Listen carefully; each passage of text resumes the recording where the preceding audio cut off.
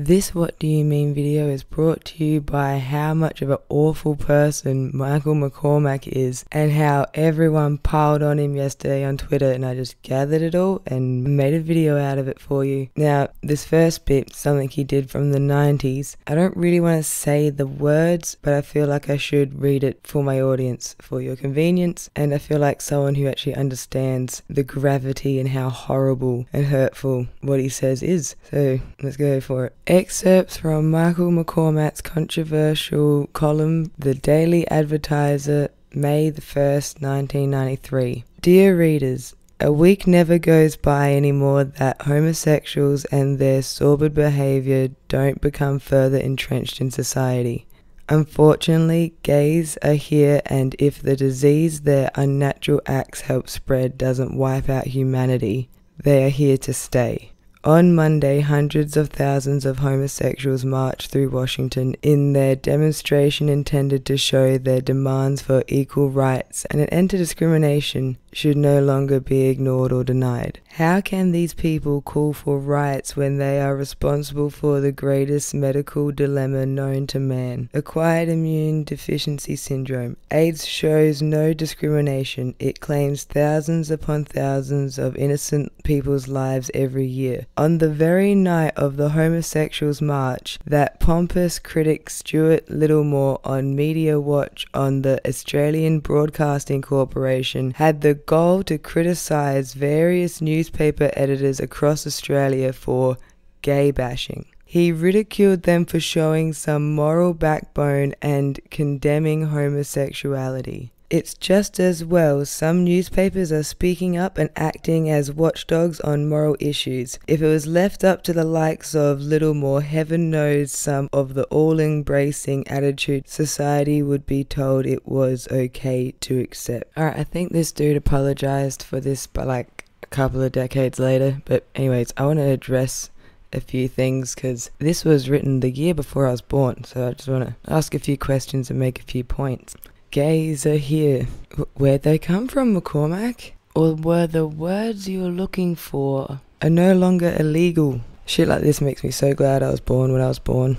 If you're calling them unnatural acts and then they're gonna somehow wipe out humanity, how the fuck? You see what I'm saying here? So that's our Deputy Prime Minister, who is then our acting Prime Minister when the Prime Minister leaves. Like this other time when the Prime Minister had to go to the Pacific Island Forum. And with that said, it should be pretty easy to guess what group of people will McCormack insult next in this video. Let's go.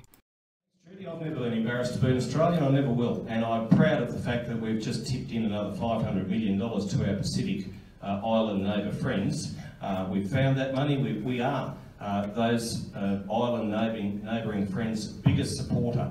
I also get a little bit annoyed when we have people in those sorts of countries who point the finger at Australia and say we should be shutting down all our resources sector so that you know, they can continue to survive. They will continue to survive. There's no question they will continue to survive, and they'll continue to survive with large aid assistance from Australia. They will continue to survive because many of their workers come here and pick our fruit grown with hard Australian enterprise and endeavour, and we welcome them. We always will. But the fact is, we're not going to be hijacked into doing something that is going to shut down an industry that provides tens of thousands of workers' jobs, that provides 2/3 of our energy needs, and that provides $66 billion of exports. And I'm only talking coal, let alone all the other resources sector. And the fact is, we went to the election with our policies writ large. We went there to the election and we were re-elected. So we will put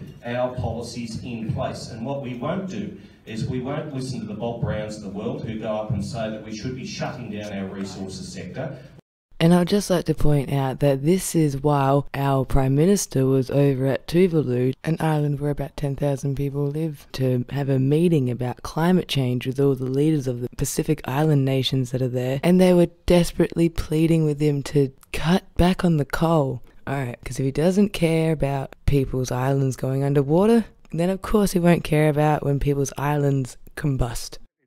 Of some pure, enlightened and woke capital city greenies at this time when they're trying to save their home. Now is not the time to be talking about climate change. Now is the time to be putting out fires. We saw the senator come out and accuse again the government of being arsonists. I mean, this is beyond the pale. While touring devastated farms on the Capricorn Coast today, the Deputy Prime Minister refused to talk about climate until the fires are out.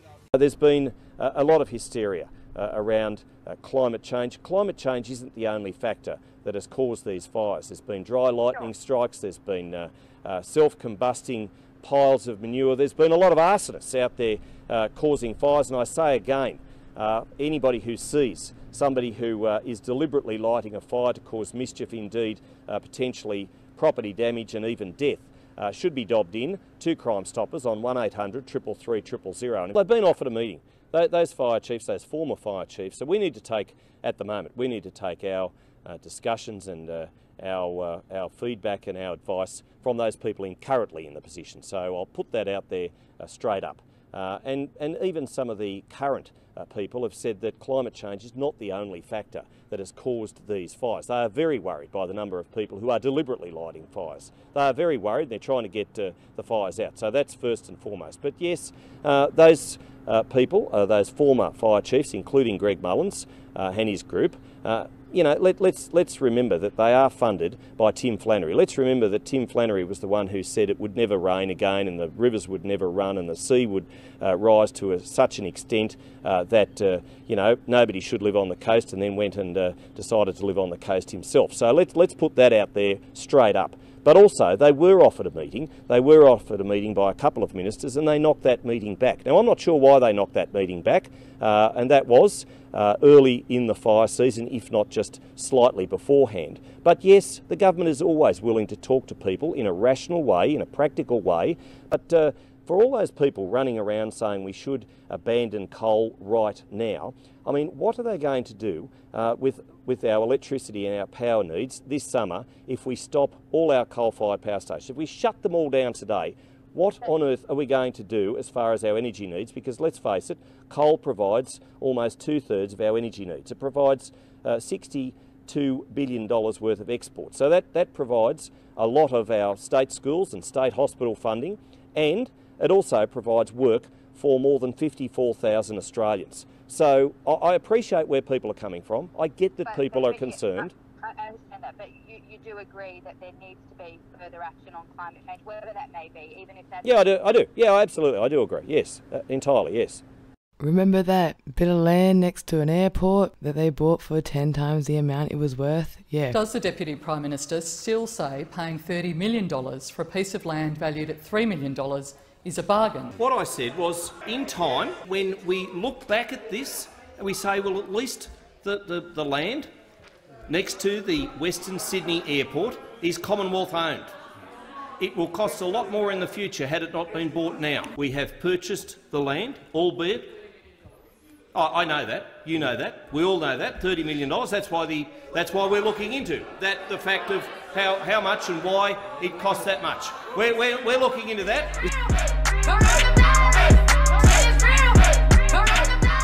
Deputy Prime Minister, can the other states trust Victoria's contact tracing now? Well, let's wait and see. At the moment, we haven't been able to do that. New South Wales has led the way for tracking and tracing. This is not a let's wait and see situation. This is a matter of life and death for many Australians. The number of cases for Victoria was at its lowest point today for some weeks, and their public health officials have to do that tracking and tracing. That is the key, as Dr Omar has just said, to making sure. Well, we haven't been able to so far, and we've had that outbreak because of the security guards who did the wrong thing. We had that outbreak because of a family who gathered in too large numbers, and we had that outbreak in Victoria because of a protest rally. Now, appreciate that. Sorry, what's the evidence of the protest rally leading to the outbreak? Well, there were 3 confirmed cases from one of those protest rallies. And are you saying that's led to the outbreak? Well, it didn't help the situation when the second wave... you're drawing a link that I'm not sure is substantiated. Well, when the second wave occurred, they were the 3 reasons that were given. It was the security failure. It was the family that gathered in too large numbers, and people who attended a rally was said to be... I'm not sure there's any actual evidence that the Black Lives Matter protest led to this outbreak, though. Well, that's what was being said at the time. But do you accept that you were wrong in saying... A huge shout out to Hamish for fact-checking the Deputy Prime Minister then and there and not letting him get away with it. And I reckon he's one of the first people I've seen on a Australian program that says this is a life or death situation for many people. Thank you, Hamish. Thank you. Probably not the best video to get a shout out in, but still, thank you. Saying that just now? No, I don't. I don't think people should be protesting actually at the moment. I'm sorry. In any way, shape or form. I'm just testing you on a fact, though. You have put forward that the Black Lives Matter protest in Melbourne led to this outbreak. I do not believe that's supported by fact. There were a number of cases of people that had COVID there, but there is no evidence supporting that led to this. And given the fact that the public health officials in Victoria, their tracking and tracing was not what it should be, who knows? They don't know themselves. So if there were people at that rally with COVID-19, and that has since been proven that they did have COVID-19 when they went to that protest, they should not have been at that protest, and nor should the protest have been. Did not lead to this outbreak. And you know, police resources have been used unjustly. They should have been doing what their job is, and that is to ensure that law and order is being kept, rather than have to attend and babysit a group of protesters who shouldn't have been protesting in the first place. No justice, no peace! Events at Capitol Hill that we've seen in recent days, similar to those race riots that we saw around the country last year. Referring to these Black Lives Matter protests and others around the world prompted by the death of George Floyd. I abhor any violence of any form, and the Black Lives Matter protests had cost 19 lives. Those lives matter too. All lives matter. I just wanted to replay the footage that they included in their clip and slow it down, and I still couldn't count how many hits the police got in on the people that were lying on the floor. I don't know where he's getting this number 19 from either, by the way. I don't know what that's in reference to, but considering 5 people died in that one day when they stormed the Capitol building. Oh, and I am almost certain that Scott Morrison himself made this video that was uploaded by the SBS, because it's got his trademark of the most awkward background music that doesn't really seem to fit with what's going on. Honestly, I really think it was him, Scotty from marketing. Well, Amnesty International and others, and I appreciate there are a lot of people out there who are being a bit bleeding hard about this and who are confecting outrage, but they should know that those lives matter too. All lives matter. All lives matter. People shouldn't have to go to a protest and lose their life. Now, I'm not going to apologise because I said that violence in any form should not happen from a protest, and irrespective of what the agenda of that protest was. If you thought this guy comparing a movement which started because of police brutality, which is largely peaceful protests, comparing that to a bunch of idiots storming the halls of Congress because a big orange dickhead is a sore loser. Yeah, well, if that wasn't annoying enough for you, if you didn't find that quite disrespectful enough, don't worry, Michael's got more in him. Are you ready for the second act? People shouldn't have to go to a protest and lose their life. There are 67 names on the War Memorial Honour Board behind us who went to a war to fight for a freer society in the future. Now, I don't know what disturbs me more, the shamelessly using fallen soldiers to push your political nonsense, or the constantly spouting free speech, but that's completely divorced from the right to protest, because every other clip I see of this guy, he is ragging on protesters, or how he constantly tries to say that people protesting with a legitimate reason are the same as traitors to their country that stormed their Capitol building. Oh no, now it's gone full cycle. There's more, it gets weirder.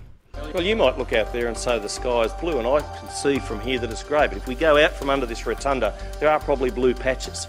I mean, there are a lot of subjective things, and, you know, I was asked about a colleague who puts material up on Facebook. Well, some of what my colleague puts up on Facebook here is very much true, but the people on Twitter sphere, they don't always like it. Well, you know, toughen up, I say. Let's see what your colleague has been putting on Facebook, huh? Let's see what's upsetting the Twitter sphere. Yeah, we should probably have a look at that. I believe that there was widespread fraud, irregularity and error in the US presidential election.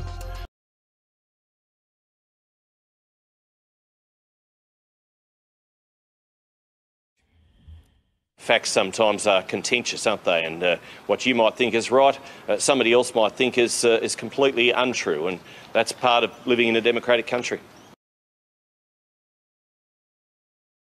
I'm not in favour of censorship. I never have been. I'm a former newspaper editor, and of course journalists know that they have the right to free speech. There's 102,000 names on the War Memorial in Canberra, edged into that bronze who fought so that we could have a democratic country, so that we could speak freely, and it's every free-born person's right to be able to uphold that freedom of speech, and I do stick by that. But, you know, then when you see a company, and let's face it, it's up to them to make the decisions based on their company and what they feel is right, but to McCormack sucks at this. He fucking sucks at he just sucks at everything. Holy shit, dude. Just wait for the next bit. It's like, what for? Oh my fucking god. Take a president's Twitter feed down, whilst at the same time allowing a soldier, an Aussie digger no less, an image, a fake image, a doctored image to remain on there of a soldier, an Australian soldier potentially, and looking like he's doing harm to a child. I mean, really? I mean, that's not right. Any form of violence, any form of protest that ends in death and destruction is abhorred. And you know, I know this is very difficult for the United States as it goes through great change, but you know, any form of protest, whether it's a protest over racial riots or indeed what we've seen on Capitol Hill in recent days, is condemned and is abhorred. It's like, well done, McCormack. I think me and my audience have managed to make it through this entire video without thinking of the war crimes Australia committed, but thank you for reminding us. Good job. Oh, and if you weren't already yelling at the screen, here's another clip just to really make you love this guy. I say to those people who perhaps have done reasonably well off JobSeeker, given the fact that they might have been earning more than what they could ever have dreamt of, it's time to, you know, perhaps turn those Stan and Netflix off and come out to the regions and have a look and see that you can have a better life. Fuck you, McCormack. And if you've made it this far through the video, I'm very proud of you. We're so close to the end. Almost there. What did McCormack vote strongly for? A citizenship test to combine the Federal Circuit and Family Court of Australia, a plebiscite on carbon pricing mechanism, same-sex marriage plebiscite, an Australian Building Construction Commission, an emissions reduction fund, banning mobiles and other devices in immigration detention centres, charging postgraduate research student fees, civil celebrants having the right to refuse to marry same-sex couples, compensating victims of overseas terror attacks since the September 11 attack, decreasing ABC and SBS funding, decreasing availability of welfare payments, deregulating undergraduate university fees, drug testing welfare recipients, getting rid of Sunday and public holiday penalty rates, government-administered pay parental leave, greater control over items brought into immigration detention centres, increasing eligibility requirements for Australian citizenship, increasing funding for road infrastructure, increasing indentation for HEC and HELP debts, increasing or removing the government debt limit, increasing scrutiny of unions, increasing state and territory environmental approval powers, increasing cost of humanitarian degrees, increasing the initial tax rate for the working holiday makers to 19%, increasing the Medicare levy to pay for the National Disability Insurance Scheme, increasing the price of subsidised medicine, live animal exports, making more water from the Murray Basin able to use, political interference in research funding, privatising government assets, privatising government services, putting welfare payments onto restricted debit cards, cashless debit cards, recognising local governments in the Constitution, reducing the corporate tax rate, Senate electoral reform, speeding things along in Parliament, procedural, stopping people who arrive by boat from ever coming to Australia, strengthening gun control laws, temporary exclusion orders, temporary protection visas,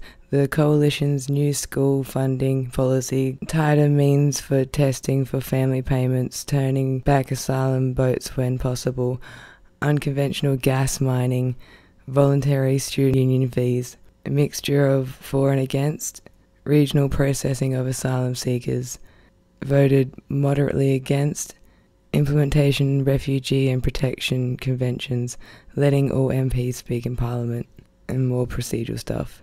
What did he strongly vote against? A carbon price, a fast transition from fossil fuels to renewable energy, a mineral resource rent tax, a royal commission into violence and abuse against people with disabilities, an NBN using fibre to the premises, assisting the arts sector through the coronavirus pandemic, carbon farming, community right to say no to nuclear waste deposit sites, creating a federal anti-corruption commission, decreasing the private health insurance rebate, doctor initiative medical transfers for asylum seekers, encouraging Australian-based industry, ending illegal logging, ending immigration detentions on Manus Island, ending immigration detentions on Nauru, government action animal and plants extinction, increasing Aboriginal land rights, increasing access to JobKeeper payments, increasing access to freedom of information laws, increasing competition in bulk wheat export, increasing consumer protections, increasing fishing protections, increasing funding for legal aid,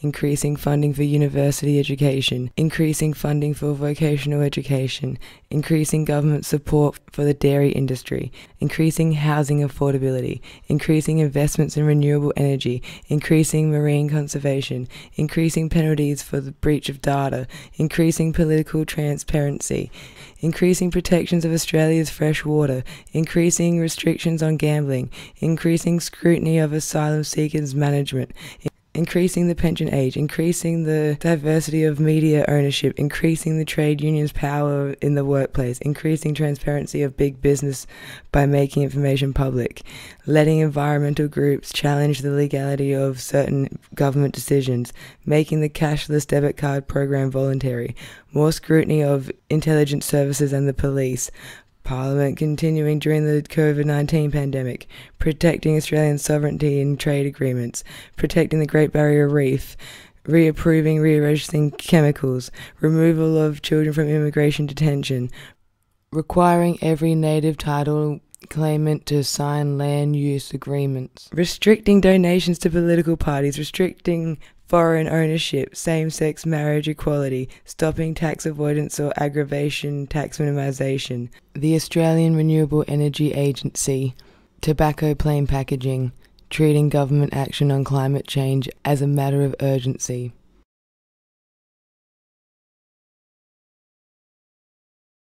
And when I see a cunt act, especially politicians and all that, I call a cunt act. Corruption, it's cunt act. Voting against same-sex marriages, cunt act. Wanting to boot refugees away, cunt act. Best politician you've seen and the worst politician you've seen? Yeah, the best politician I've seen is Margaret Thatcher. The worst, Peter, you shouldn't be asking me that question. Quietly. Well, you can take that on notice. You can take that on notice. The current leader of the National Party, I'm sorry.